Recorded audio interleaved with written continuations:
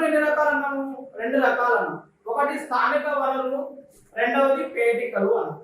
మరి ఇప్పుడు స్థానిక వనరుల గురించి లాస్ట్ క్లాస్ చూసాము. ఇప్పుడు పేటికల గురించి చూద్దాం. రెండవది పేటికలు. పేటికల గురించి చూద్దాం. పేటికల గురించి చూసినట్లయితే పేటికలు అంటే శాస్త్రీయమైన పద్ధతులలో శాస్త్రీయమైన విజ్ఞానాన్ని పెంపొందించడానికి ఉపయోగపడతాయి. ఇవి శాస్త్రీయ విజ్ఞానాన్ని పెంపొందిస్తాయి. శాస్త్రీయ విజ్ఞానాన్ని పెంపొందిస్తాయి. నెక్స్ట్ ఇవి శాస్త్రీయబద్ధమైన కొలతలతో ఉంటాయి. శాస్త్రీయమైన కొలతలతో ఉంటాయి పేటికలు.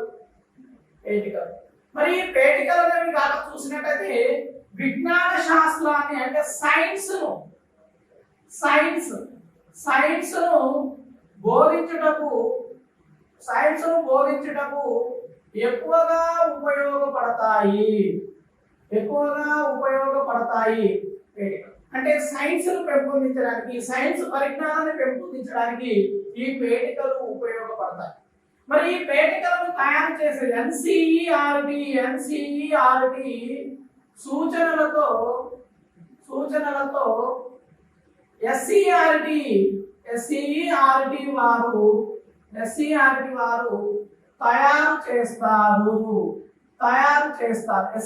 వారు తయారు చేస్తారు.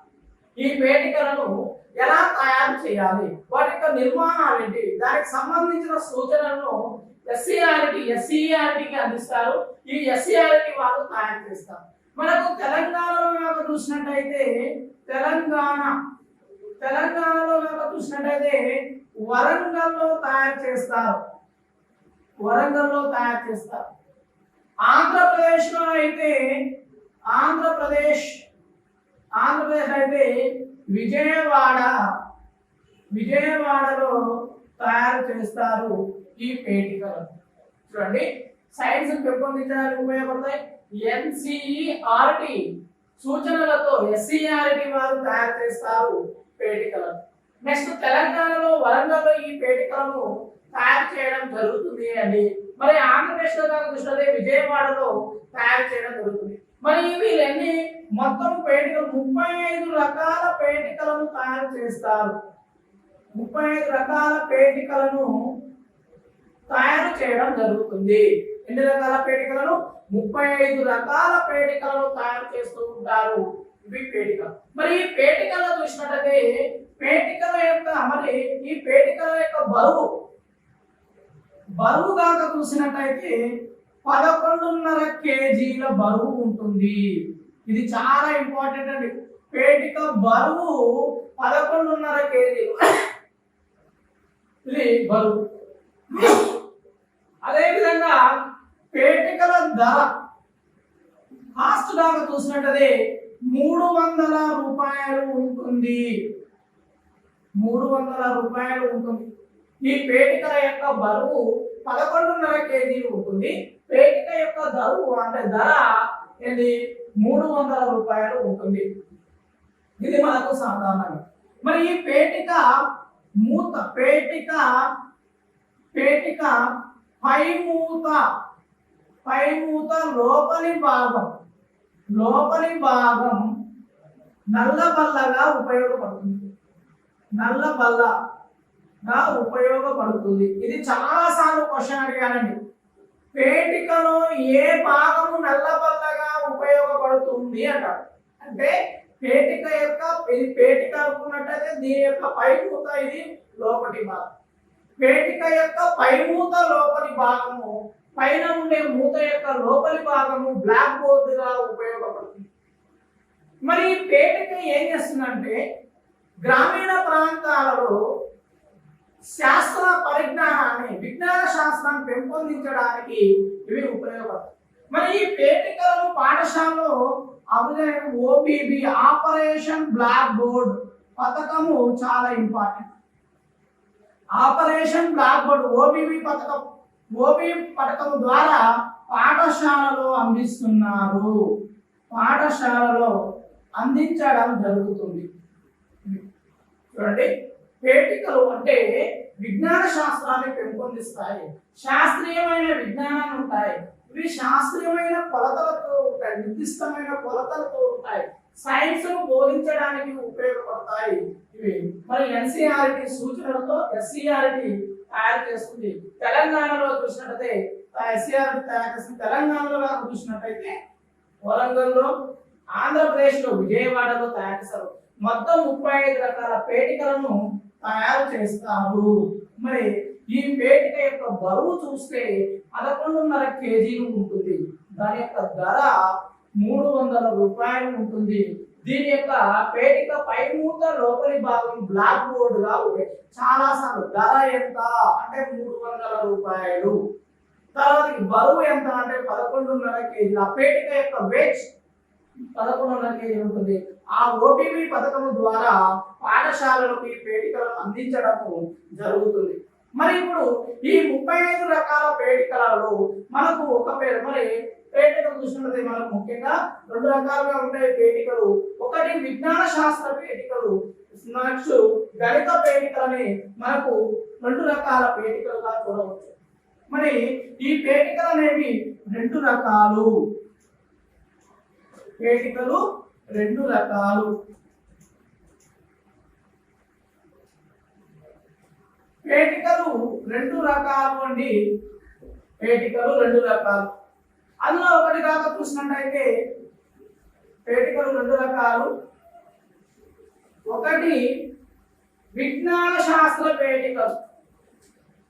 విజ్ఞాన శాస్త్ర పేటికలు, విజ్ఞాన శాస్త్ర పేటికలు. రెండవది గణిత పేటికలు. గణిత పేటికలు, గణిత పేటికలు. పేటికలు అనేవి 2 రకాలు. విజ్ఞాన శాస్త్ర పేటికలు, గణిత పేటికలు. మరి విజ్ఞాన శాస్త్ర పేటికలుగా చూసినట్లయితే విజ్ఞాన శాస్త్రంలో విజ్ఞాన శాస్త్రం బోధించడానికి, విజ్ఞాన శాస్త్రం శాస్త్ర బోధనలో ఉపయోగపడతాయి ఇవి విజ్ఞాన శాస్త్ర పేటికలు. మరి ఈ విజ్ఞాన శాస్త్ర పేటికలు అనేవి కాక చూసినట్టయితే మనకు 2 రకాలుగా ఉన్నాయండి. ఒకటి ప్రాథమిక విజ్ఞాన శాస్త్ర పేటికలు. ప్రాథమిక విజ్ఞాన శాస్త్ర పేటికలు, శాస్త్ర పేటికలు, పేటికలు. రెండవది ప్రాథమికోన్నత విజ్ఞాన శాస్త్ర పేటికలు. ప్రాథమికోన్నత విజ్ఞాన శాస్త్ర పేటికలు. వీటిని సమగ్ర విజ్ఞాన శాస్త్ర పేటికలు, సమగ్ర విజ్ఞాన శాస్త్ర పేటికలుగా పేర్కొంటారు. విజ్ఞాన శాస్త్ర పేటికలుగా పేర్కొంటారు. చూడండి, విజ్ఞాన శాస్త్రాన్ని బోధించడానికి ఉపయోగపడేవి విజ్ఞాన శాస్త్ర పేటికలండి. మరి ఈ విజ్ఞాన శాస్త్ర పేటికలు అనేవి మనకు 2 రకాలు. ఒకటి ప్రాథమిక విజ్ఞాన శాస్త్ర పేటికలు, రెండవది ప్రాథమికోన్నత విజ్ఞాన శాస్త్ర పేటికలుగా చూడవచ్చు. చూడండి, 1 నుండి 5 తరగతులు బోధించడానికి తరగతులకు ఉపయోగపడతాయి. 1 నుండి 5 తరగతులు బోధించడానికి ఉపయోగపడేవి ప్రాథమిక విజ్ఞాన శాస్త్ర పేటికలు. మరి ఇక్కడ దాకా చూసినట్లయితే ఇందులో 76 పరికరాలు మరియు 2 పాత్రలు ఉంటాయి. 2 పాత్రలు ఉంటాయి. 76 పరికరాలు, 2 పాత్రలు ఉండడం జరుగుతూ ఉంటుంది.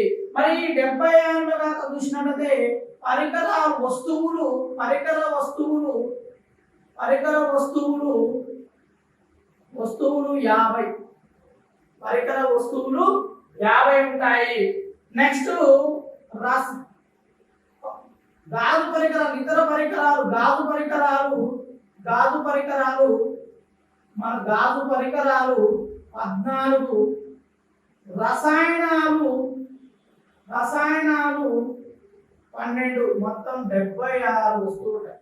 ఇందులో పాత్రలు మాత్రం 2, పరికరాలు 50,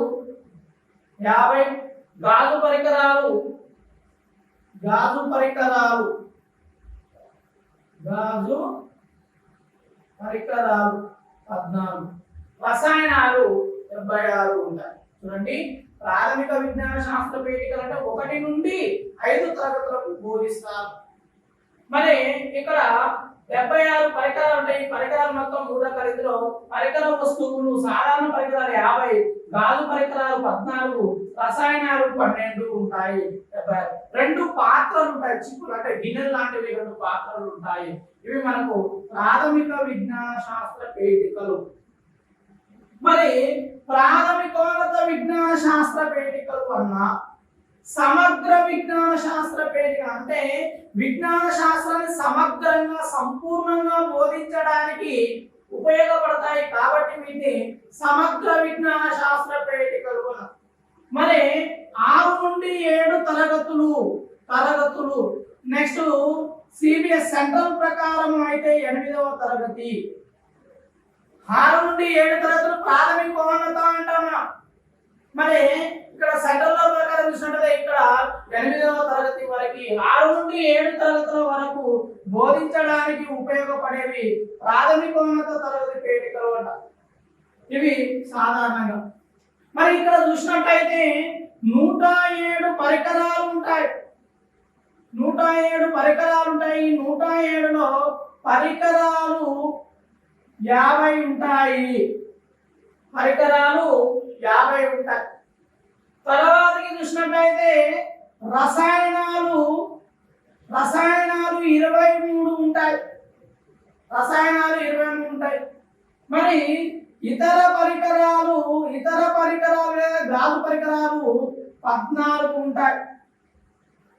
సరే, 14 ఉంటాయి. ఇవి మనకు సాధారణంగా ఇవి మొత్తం 107 పరికరాలు ఇక్కడ ఉండడం జరుగుతుంది. చూడండి, క్వశ్చన్ ఎలా అడుగుతాయంటే ప్రాథమికోన్నత పేటికలో ఎన్ని పరికరాలు ఉంటాయంటే 107 పరికరాలు ఉంటాయి. నెక్స్ట్ క్వశ్చన్ ఇలా ఏమవుతుంది, ప్రాథమిక విజ్ఞాన పేటికలో ఎన్ని పరికరాలు ఉంటాయంటే 76 పరికరాలు ఉంటాయి. మరి ఇక్కడ ఎన్ని ఉంటాయంటే పాత్రలు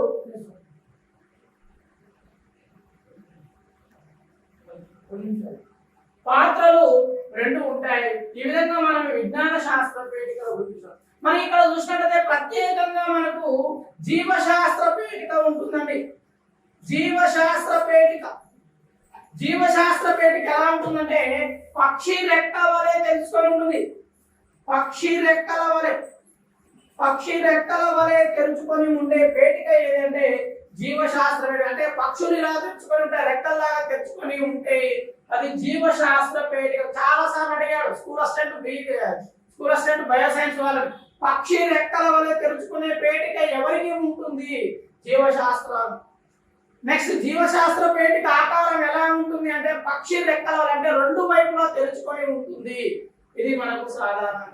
మరి ఇందులో ఎన్ని ఉంటాయంటే 99 పరికరాలు ఉంటాయి. 99 పరికరాలు ఉండడం జరుగుతుంది.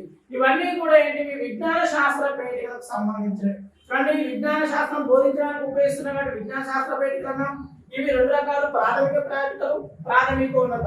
ప్రాథమిక అంటే 1 నుండి 5 తరగతులకు, ప్రాథమికోన్నత అంటే 6 నుండి 7 తరగతులకు. మరి ఇక్కడ పరికరాలు 76 ఉన్నాయి, అక్కడ పరికరాలు 6 నుండి 7 ఉన్నాయి. ఈ విధంగా మనం చూస్తాం. జీవశాస్త్ర పరికరాలు ఈ విధంగా మనకు వస్తుంది. కాబట్టి పేటికలు అనేవి చాలా ఇంపార్టెంట్ అండి. కంపల్సరీ ఒక బిట్ వస్తుంది. ఇక్కడ ఎలా వస్తుందంటే పేటికలు ఎవరు తయారు చేస్తారు, పేటికలకు ఉపయోగపడిన పథకం ఏది, పేటిక యొక్క ధర ఏది, పేటిక యొక్క బరువు ఎంత, పేటికలో ఏ భాగం నల్లబల్లగా ఉపయోగపడుతుంది, ఇలా చేస్తూ పేటికలు ఎన్ని రకాల పేటికలు తయారు చేస్తారు, విజ్ఞాన శాస్త్ర పేటికలు ఎన్ని రకాలు, గణిత పేటికలలో ఎన్ని పరికరాలు ఉంటాయి. ఇప్పుడు మనము గణిత పేటికల గురించి చూద్దాము టాపిక్. మనం ఇప్పుడు ఇక గణిత పేటికల గురించి చూద్దాం. ఇంతకుముందుకు ఏం చేసాము, విజ్ఞాన శాస్త్ర పేటికల గురించి చూసాము. ఇప్పుడు గణిత పేటికల గురించి చూద్దాము. గణిత పేటికలు అంటే ఏంటి, అవి ఎలా ఉంటాయి, ఏం చేస్తాయి, ఎన్ని ఉంటాయి అనేది మనము చూద్దామండి.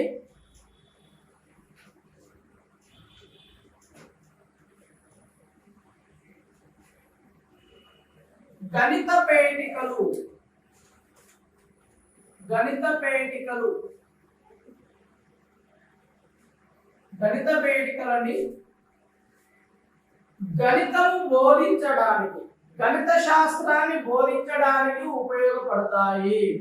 గణిత బోధనలో ఉపయోగపడేవి, గణిత బోధనలో ఉపయోగపడేవి అంటే గణితాన్ని బోధించడానికి ఉపయోగపడే పేటికలను గణిత పేటికలు అంటారు. ఈ గణిత పేటికలో చూసినట్టయితే 7 రకాల పరికరాలు ఉంటాయి. ఇక్కడ క్వశ్చన్ అడిగారు చాలా సార్లు, గణిత పేటికలో ఎన్ని రకాల పరికరాలు ఉంటాయి అంటే 7 రకాల పరికరాలు. 7 రకాలు ఉంటాయి, 7 పరికరాలు ఉంటాయి. ఇవి మనకు సాధారణం. మరి అవి ఏంటో చూద్దాము. గణిత పేటికలో ఉన్నవి ఒకటి కాక చూసినట్టయితే భిన్నాల చట్రం. భిన్నాల చట్రం. చట్రం 2 పూసల చట్రం.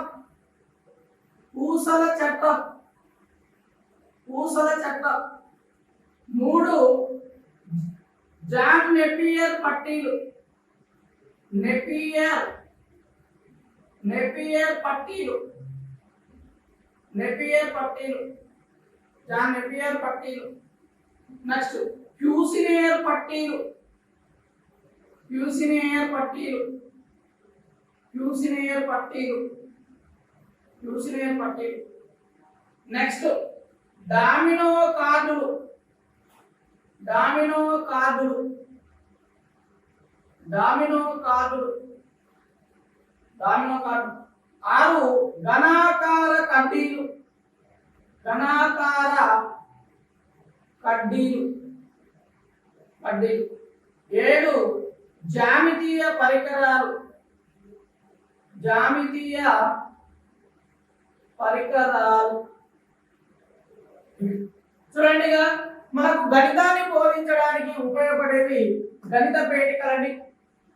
ఇవి 7 రకాల పరికరాలు ఉన్నాయి. క్వశ్చన్ అడిగారు, గణిత పేటికలో ఎన్ని రకాల పరికరాలు ఉంటాయి అంటే 7 రకాల పరికరాలు ఉంటాయి. ఆ 7 రకాలు ఏంటివి చూద్దాము. ఇప్పుడు చూసినట్టయితే మనము ఒక్కొక్క పరికరం గురించి చూద్దాము. భిన్నాల చట్రం. భిన్నాల చట్రం కనుక చూసినట్టయితే భిన్నాల చట్రం. భిన్నాల చట్రం. చట్రం భిన్నాల చట్రం అనేది కనుక చూసినట్టయితే భిన్నాల చట్రం అంటే ఇక్కడ ఒక వలయాకారము లాంటి రింగును, ఇనుప రింగును తీసుకుంటారు. ప్లాస్టిక్ కానీ ఇనుముతో తయారు చేసిన ఒక వలయాకారము లాంటి రింగును తీసుకుంటారు. ఇది భిన్నాల చట్రం. తీసుకొని ఇందులో మొత్తం ఎన్ని కడ్డీలు ఉంటాయంటే 10 కడ్డీలు ఉంటాయి. కడ్డీలు 10 ఉంటాయి. 10 కడ్డీలు ఉంటాయి. వివిధ రంగుల్లో ఉన్నవి. వివిధ రంగుల్లో ఉన్నవి 10 కడ్డీలు ఉంటాయి. ఈ భిన్నాల చట్టాన్ని కనుక చూసినట్టయితే 55 సెక్టార్లుగా వర్గీకరించవచ్చు. సెక్టారుగా తెలియజేయవచ్చు. ఈ భిన్నాల చట్టాన్ని 55 సెక్టార్లుగా చేయవచ్చు. మరి ఇప్పుడు మనం ఏదైతే చేయాలనుకుంటే భిన్నాలను బోధించడానికి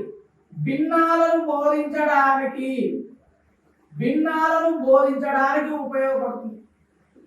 బోధించడానికి అంటే ఇక్కడ భిన్నాలను బోధించడానికి ఉపయోగపడేది భిన్నాల చట్టం. ఇందులో కడ్డీలు ఎన్ని ఉంటాయి? 10 కడ్డీలు ఉంటాయి. 5 రకాలుగా ఉన్నాయి. మొత్తం 55 సెక్టార్లుగా దీన్ని 55 భాగాలుగా విభజించవచ్చు అనేక గడులుగా. లేదా ఇక్కడ ఏం చేస్తుంటారు? భిన్నాలను బోధించడానికి తర్వాత లవము హారంలో విలువలు తెలియచేయడానికి ఉపయోగపడుతుంది. లేదా అంశాల పంపిణీ విలువలను తెలియజేయడం. ఫర్ ఎగ్జాంపుల్ మనం చూస్తాం బడ్జెట్ నాకు తెలియజేస్తే బడ్జెట్ నాకు చూసినట్టు విద్య, వైద్యం, రవాణా, సామాజిక ఇట్లా బడ్జెట్ అంశాలను తెలియజేస్తూ ఉంటే ఇది కూడా అంటే ఒక విషయాన్ని ఎన్ని అంశాలుగా విడగొట్టాము, ఎన్ని అంశాలుగా పంపిణీ చేశాము అని తెలియచేయడానికి భిన్నాల చట్టం ఉపయోగపడుతుంది. ఎక్కువగా మనకు జనాభా లెక్కలు చేసేటప్పుడు కానీ, ఎన్నికల ఫలితాలు వచ్చేటప్పుడు ఏ పార్టీకి ఎన్ని సీట్లు వచ్చాయని చెప్పడానికి కానీ, లేదా వ్యాపారంలో బడ్జెట్ ప్రవేశపెట్టినప్పుడు బడ్జెట్లలో ఎక్కువగా మనకి భిన్నాల చట్టం ద్వారా తెలియజేస్తూ ఉంటారు. ఇవి మనకు భిన్నాల చట్టం. దీని ద్వారా మనకి ఏంటంటే లవము హారంలో విలువలు తెలియజేస్తారు, సంకలన వ్యవకలనం బోధించడానికి ఉపయోగపడుతుంది. ఇది ముఖ్యంగా భిన్నాలను బోధిస్తూ ఉంటారు. ఇవి మనకు సాధారణంగా భిన్నాల చట్టం, ఇది గణితంలో ఉంటుంది. నెక్స్ట్ ఇక రెండోదిగా చూసినట్టయితే మనకు పూసల చట్టం.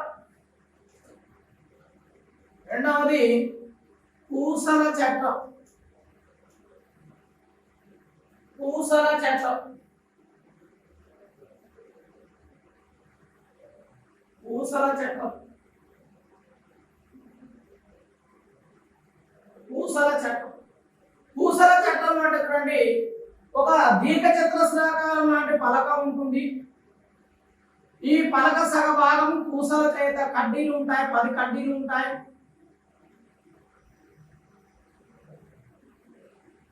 ఇట్లా కడ్డీలు ఉంటాయి. ఇది బ్లాక్ బోర్డ్, నల్ల పలక అంటే స్లేట్ పలకగా ఉపయోగపడుతుంది. పలక స్లేట్స్ ఇలా ఉంటుంది.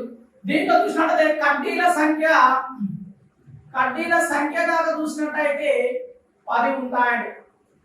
పూసల సంఖ్య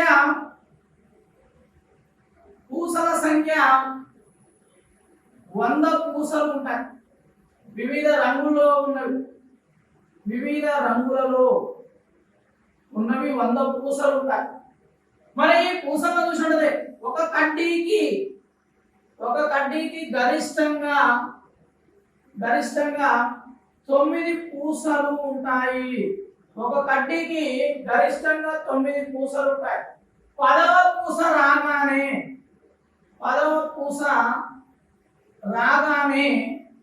స్థాన విలువ మారుతుంది. ఇది చూడండి, కడ్డీల సంఖ్య 10 ఉంటాయి, పూసలు అనేవి 100 ఉంటాయి వివిధ రంగుల్లో. ఒక కడ్డీకి గరిష్టంగా 9 పూసలు ఉంటాయి. 10వ పూస రాగానే స్థాన విలువ మారుతుంది.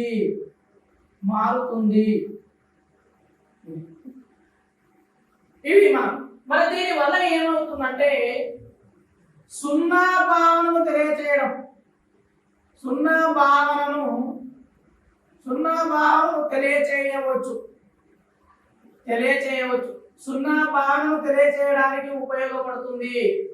ఇది మనకు పూసల చట్టం. నెక్స్ట్ దశాంశమానాల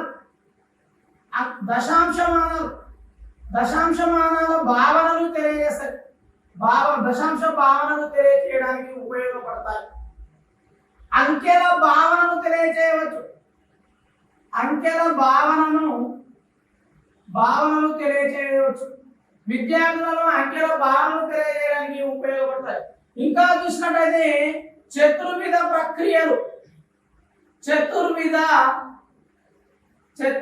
ప్రక్రియలను బోధించవచ్చు. ఇక్కడ చతుర్విధ ప్రక్రియలను బోధించడానికి చాలా ఇంపార్టెంట్. సున్నా భావనను తెలియజేయడానికి ఉపయోగపడేది పూసల చట్టం. చతుర్విధ ప్రక్రియలను బోధించడానికి ఉపయోగపడేది పూసల చట్టం. ఇక్కడ సంకలనం, వ్యవకలనం, గుణకారం, భాగాహారం ఇలాంటి అంశాలన్నిటిని కూడా విద్యార్థులకు క్షుణ్ణంగా అర్థవంతంగా బోధించడానికి పూసల చట్టం ఉపయోగపడుతుంది. చూడండి, ఇక్కడ స్థానికంగా పూసలు ఇలా ఉంటుంటాయి. ఇవి మనకు సాధారణంగా ఇది పూసల చట్టము. ఇది మన చిన్నప్పుడు పుస్తకం అంటే పలకల స్లేట్ ఉండేది, దాని ఆధారం దీన్ని మనకు అబాకస్ అంటారు. దీనివల్ల అంకెల స్థానం, చిన్న అంకెలు, ఆరోహణ అవరోహణ క్రమాలు ఇవన్నీ తెలుస్తాయి. చాలా ఇంపార్టెంట్ అంటే సున్నా భావనలు, దశాంశ భావనలు, అంకెల భావనలు, చతుర్విధ ప్రక్రియలను బోధించడానికి ఉపయోగపడేది ఏంటిది పూసల చట్టంగా మనము చూడవచ్చు.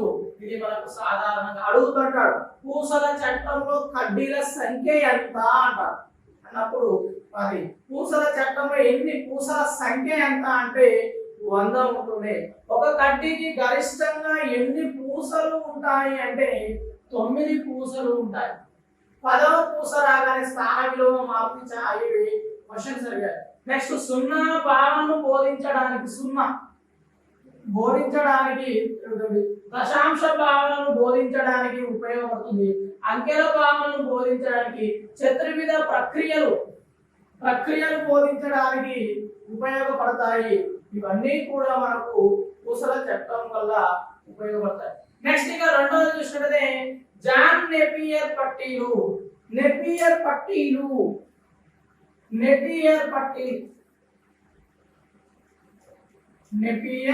పట్టీల గురించి చూద్దాం మనం ఇప్పుడు.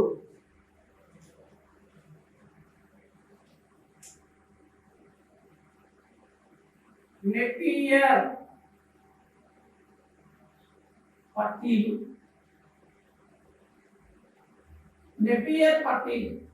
జాన్ నెపియర్ తయారు చేశాడు. కాబట్టి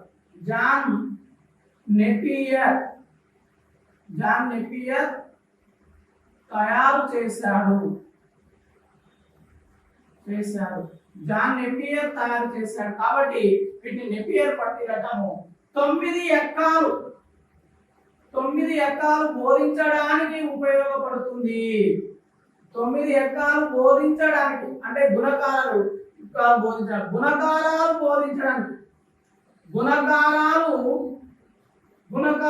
బోధించడానికి ఉపయోగపడుతుంది. ఇది నెపియర్ పట్టిక. సాధారణ చూసినట్లయితే ఈ విధంగా ఉంటుందండి. ఇది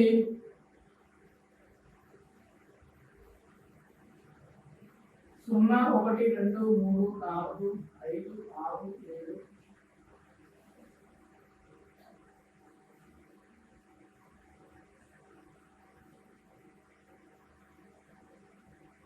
ఈ విధంగా మనకు ఉంటుంది. ఇది నెపియర్ పట్టిక. అంటే విద్యార్థులకు దీని ద్వారా అర్థవంతంగా వీటిని ఎక్కాలు గుణితాలు బోధించడానికి 9 ఎక్కాల వరకు బోధించడానికి ఉపయోగపడుతుంది. గుణకారాలు సులభంగా బోధించడానికి ఉపయోగపడే పట్టీలు జాన్ నెపియర్ పట్టీలు. జాన్ నెపియర్ ఎందుకు వచ్చిందంటే జాన్ నెపియర్ అనే శాస్త్రవేత్త తయారు చేశారు కాబట్టి వీటికి ఆ పేరు వచ్చింది. ఇక్కడ చాలా సార్లు గుణకారాలు బోధించడానికి ఉపయోగపడేది బోధన ఉపకరణం అంటే జాన్ నెపియర్ పట్టీలు. నెక్స్ట్ 9 ఎక్కాల వరకు బోధించడానికి ఉపయోగపడేది అంటే జాన్ నెపియర్ పట్టీలుగా మనము చూడవచ్చు. ఇది నెపియర్ పట్టీలు. ఇక్కడ ఇంకేం చేస్తుంటే వ్యవకలనం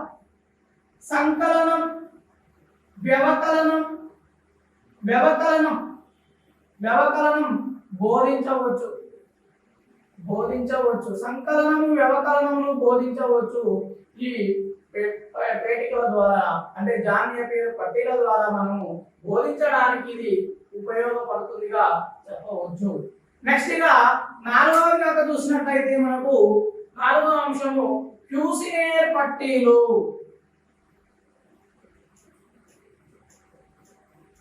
క్యూసినేర్ పట్టీలు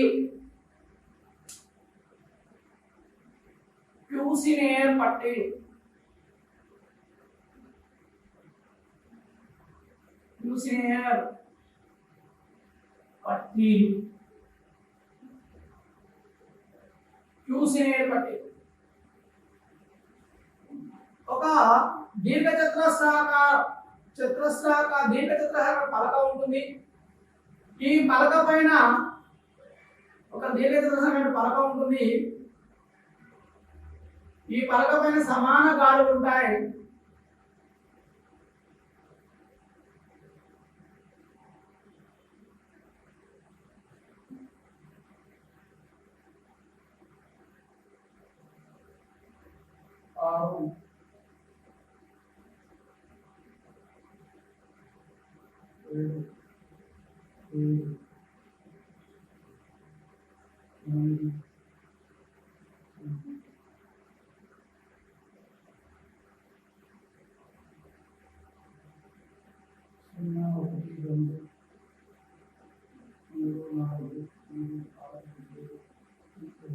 ఈ విధంగా ఉంటుంది క్యూసినేర్ పట్టీలు.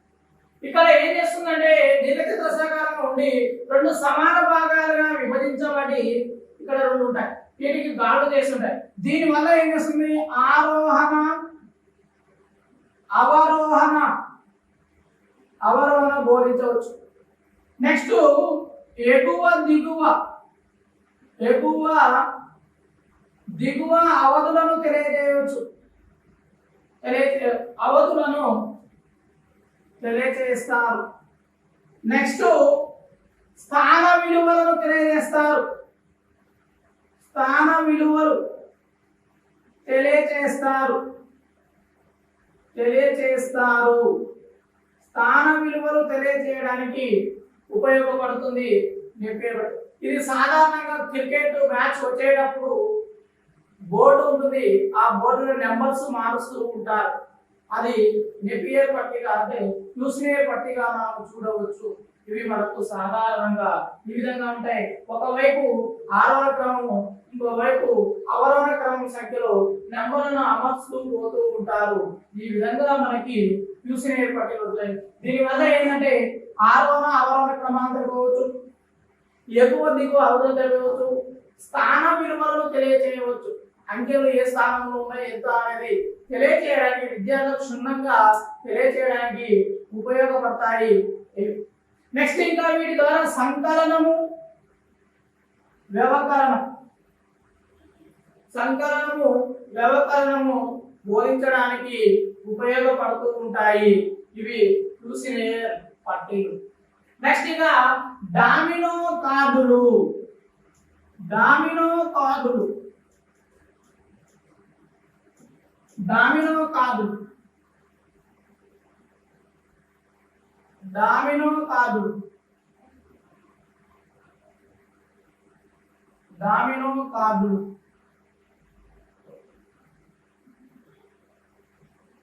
డామినో కార్డులు. డామినో కార్డులు అంటే ఇవి దీర్ఘచతురస్రాకారంలో ఉన్న ఒక అట్టా ముక్క. ఇది అన్ని కూడా అట్టా ముక్క చేత తయారు చేయబడ్డ గట్టి అట్టా ముక్క. ఇక్కడ ఏమవుతుందంటే సమాన దూరంలో రంధ్రాలు చేయబడి ఉంటాయి, సమాన దూరంలో రంధ్రాలు చేయబడి ఇలా ఉంటాయి డామినో కార్డులుగా ఇవి ఉంటాయి. ఇక్కడ దీర్ఘచతురస్రాల యొక్క దీర్ఘచతురస్రాల యొక్క వైశాల్యాలు పొడవు వెడల్పు బోధించడానికి ఉపయోగపడుతుంది. అంటే దీర్ఘచతురస్రాల యొక్క భావన కలిగించడానికి కావచ్చు, దీర్ఘచతురస్రాల యొక్క వైశాల్యాలు కావచ్చు, దీర్ఘచతురస్రాల యొక్క పొడవు కావచ్చు, దీర్ఘచతురస్రాల యొక్క వెడల్పు కావచ్చు, ఇలాంటివి బోధించడానికి ఇది ఉపయోగపడుతుంది డామినో కార్డు. మరి ఇక్కడ ఉన్న రంధ్రాలు లేని దానిని ఏమంటారంటే 0 డామినోగా సూచిస్తారు. డామినో అంటారు. రంధ్రాలు లేని కార్డు ఇది. రంధ్రాలు లేని కార్డును డామినోగా సూచించడం జరుగుతుంది. ఇది మనకు సాధారణంగా డామినో కార్డ్స్ అంటారు. ఇవి మనకు అట్టా ముక్కతో, ఇవి ప్రత్యేకమైన నిర్మాణ అట్టా ముక్క చేత తయారు చేయబడి ఉంటాయి డామినో కార్డ్స్ అంటే. ఇక నెక్స్ట్ ది ఘనాకార కడ్డీలు, ఘనాకార కడ్డీలు.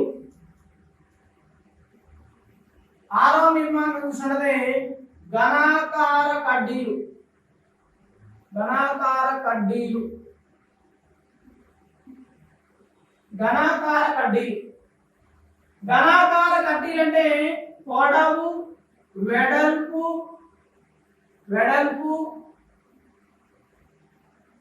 ఎత్తు లేదా మందం సమానంగా ఒకే కొలతలతో ఉండడం, ఒకే కొలతలతో ఉంటే, ఒకే కొలతలతో ఉన్నవి అంటే 3 కొలతలు పొడవు వెడల్పు ఎత్తు లేదా మందము, ఈ 3 కొలతలు కూడా సమానంగా ఉండే వాటిని ఘనము అంటారు. ఫర్ ఎగ్జాంపుల్ గా చూసినట్లయితే ఇప్పుడు ఇది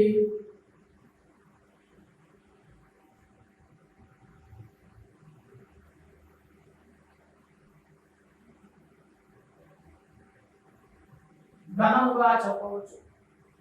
మూడు కొలతలు కూడా సమానం ఉండాలి. 1 సెంటీమీటర్స్,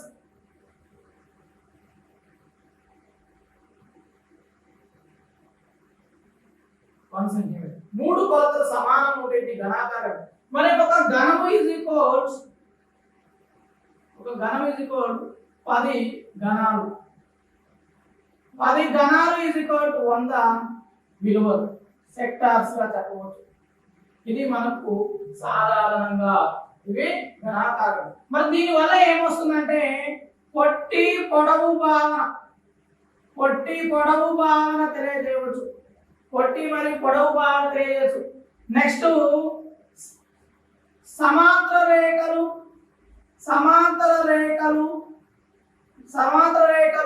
సరళ రేఖల గురించి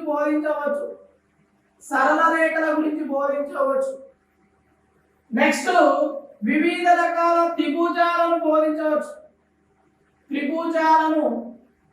బోధించవచ్చు. ఇక్కడ ఘనాకార కడ్డీల ఆధారంగా ఇక్కడ దశాంశమానాలు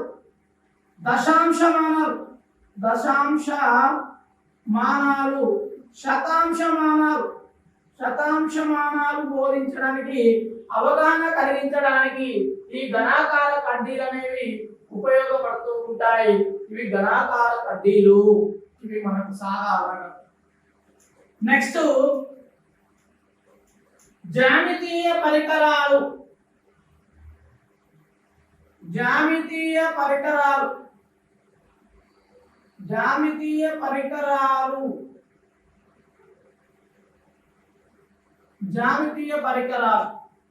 చూడండి. మనకు క్షేత్రమితిని బోధించుటకు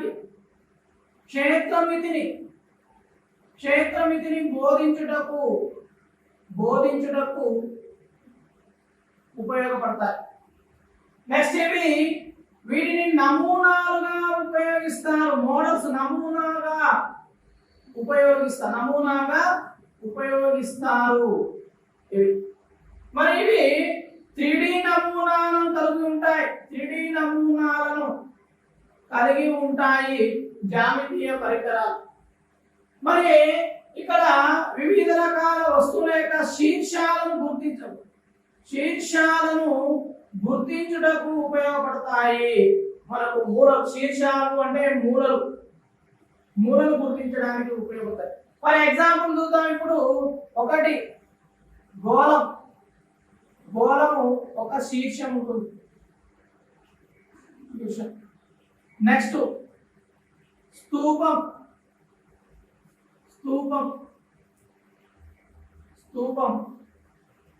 రెండు శీర్షాలు ఉంటాయి.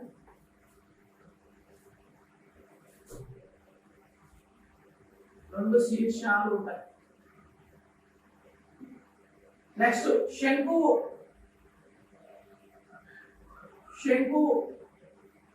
3 శీర్షాలు ఉంటాయి.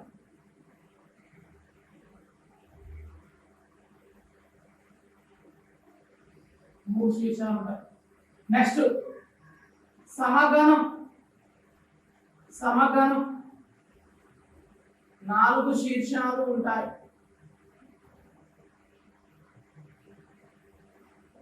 నెక్స్ట్ దీర్ఘగణం 8 శీర్షాలు ఉంటాయి.